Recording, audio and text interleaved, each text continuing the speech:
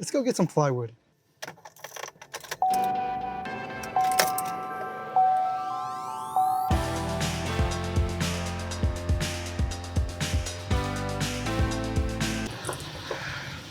I don't know why, but I am always losing these straps. I had to stop by Home Depot really quick.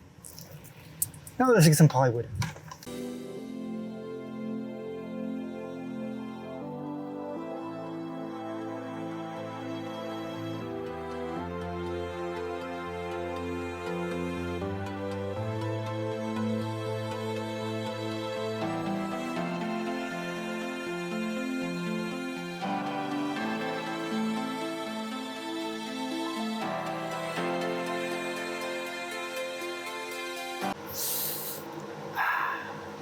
One day, baby.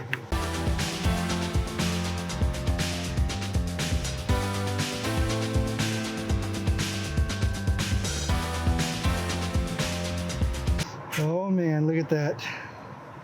I really hope it doesn't rain. Oh boy, let's go. It's not looking good, guys. It's pouring out here. Oh man.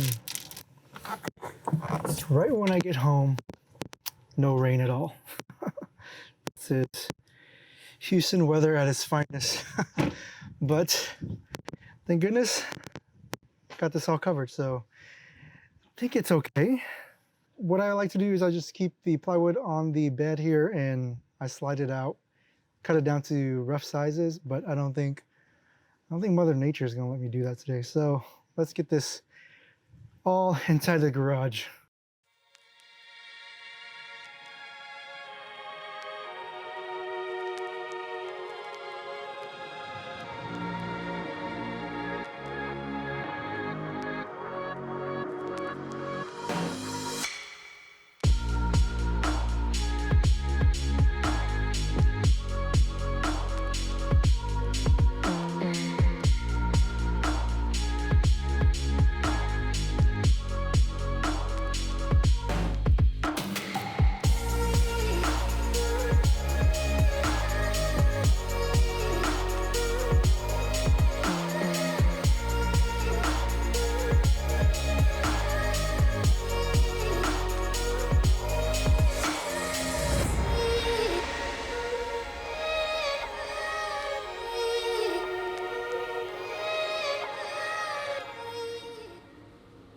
It is ridiculously hot, but I got all of the panels cut to the sizes I need for my cabinets. They're sort of just organized in their own sort of groupings. What I'll do now is I'll go ahead and build all the cabinets. I'm just using glue and screws to put them together. I think that should be plenty of strength for something like this. Don't really need pocket holes. Just going to keep it as simple as possible.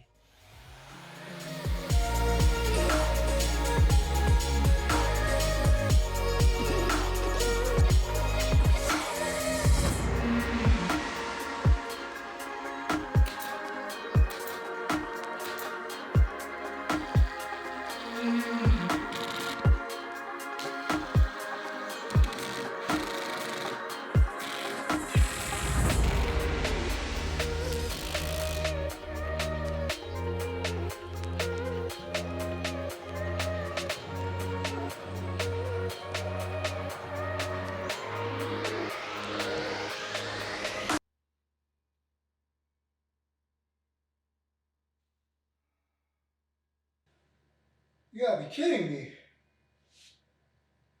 No. What happened? All right, so I don't know what happened, but this last one that I made, it's not fitting. It's supposed to go all the way back here. And it's 22.5, I think. Dang it! Everything else looked good though. Man.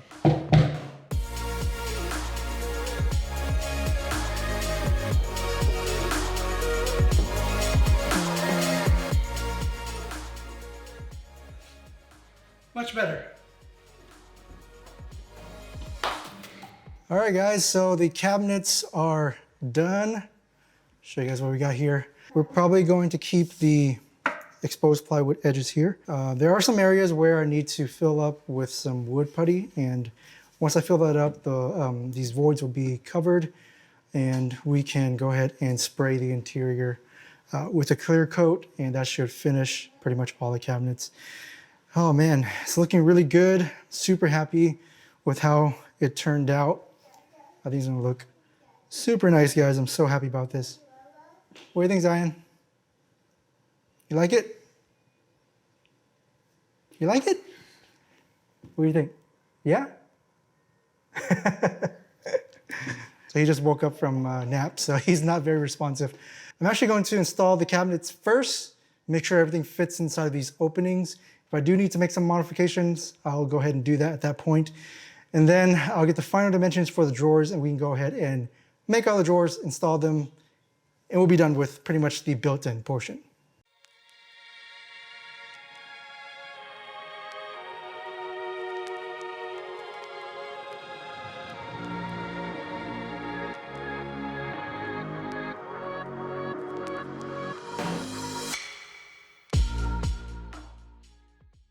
Just when I thought things couldn't get any worse, it actually got worse. I'm doing my demo here, and as you guys can see, the previous owner had no drywall behind the actual cabinets. Oh my goodness. And then over here, literally, there's no drywall between the garage and the inside of the house. This is just horrible. Oh man, and also we got mold. We're gonna take out this entire panel, make sure we remove all of the mold, and then treat it with some antimicrobial solution. Hopefully there's not more than what we see here on the drywalls. The previous owner did have a fish tank, so this might be some kind of leak that happened during that time, so who knows how long it's been here. But definitely we really want to get rid of that mold, don't want to leave it behind the wall. And the way that they did this is so weird. It's like this thing is sitting on a piece of wood, and then drywall is sitting on top of that. So it's impossible to remove this out without any force. So I'm gonna come and I'm probably gonna just cut this out and then just chop it up to bits and pieces to pull it out, because I can't get it out at all. Just like the other side here. The other side, the top was actually a particle board, so I was able to like really rip it apart. And another thing is, this thing is actually in the way. I have no idea what happened there. It's just disgusting. But this piece of 2x4 here, all of this up here, that's all gotta go, because at least this side over here, it's in the way of the upper cabinet. I'm gonna have to rewire this light switch here. I'm probably gonna move all of this into the garage side. I don't really need it for the cabinets. Things like this do happen. It's a shame, it sucks, but I just gotta push through and get it done. Gotta do all the drywall, probably gonna send me back another week or so. Oh man, I'm so ready to get this thing done.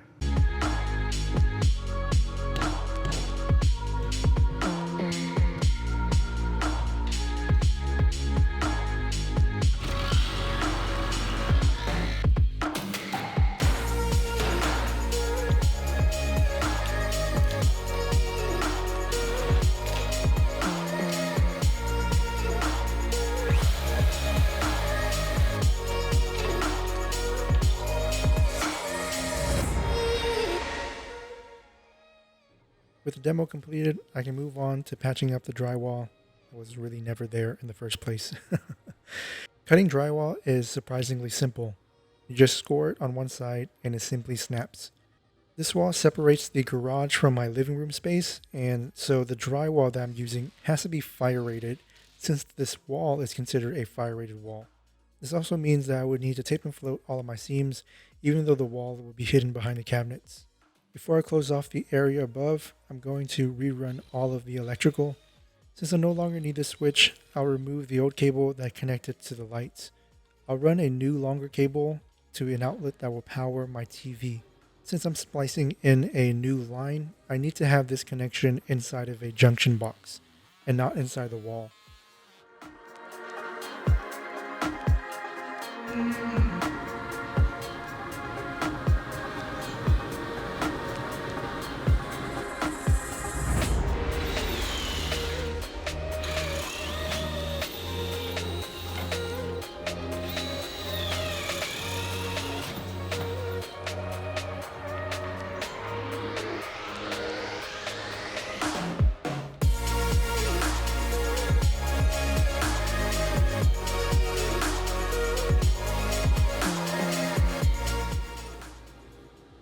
Now that the cable is installed for the outlet, I can finish up the rest of the patchwork. For these smaller holes, one trick I learned is to use a piece of scrap drywall that's larger than the hole itself, make a tic-tac-toe grid, and snap off the edge pieces. This will give you a solid drywall piece at the center with sort of a paper flange surrounding to cover up the hole. Then add some drywall compound around the hole itself. That will help keep the patch in place while you feather out the remaining compound on top to smooth out the repair.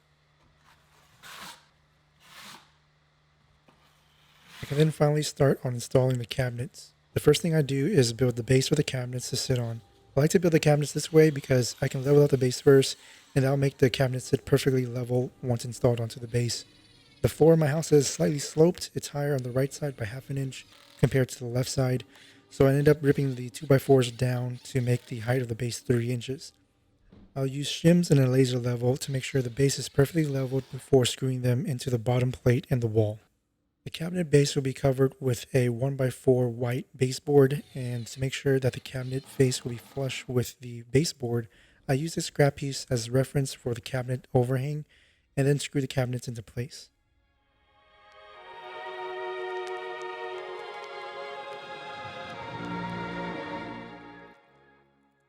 As I mentioned before, my floor is sloped, so I needed to scribe the baseboard and trim it on my bandsaw before tacking it into place. The reality is you won't really see the baseboard unless the lower cabinet doors are open, but I wanted to make sure it still looked close to perfect as much as possible.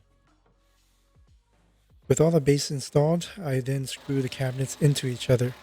I'm trying to be mindful of where I'm installing these screws so that they aren't too visible with the doors open.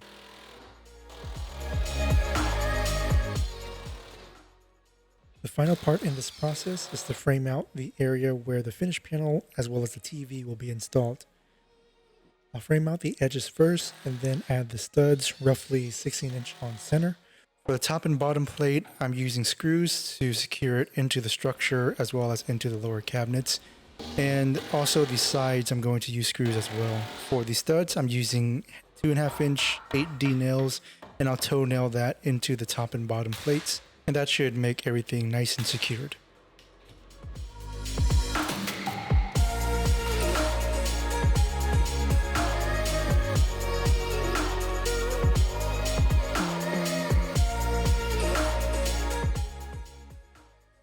Up until this point, we knew what TV we wanted to install for the living room, but I didn't know exactly how the mounts would look like. So I'm just going to put in a bunch of blocking where I think the brackets would be located. These blockings are going to give me some structure to mount the brackets for the TV into. It'll also give me the ability to adjust the TV so that it's perfectly centered on the wall. That way I can just secure it wherever I need to, and I'm not relying on anchors to hold up the TV. And finally, I can cover up the entire wall.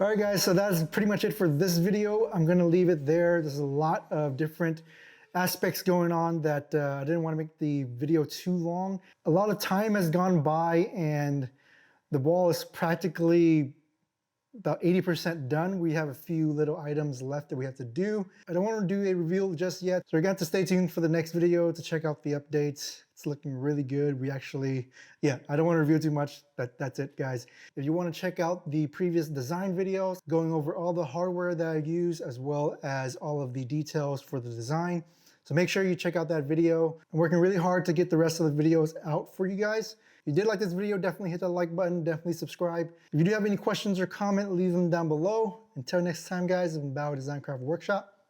See ya.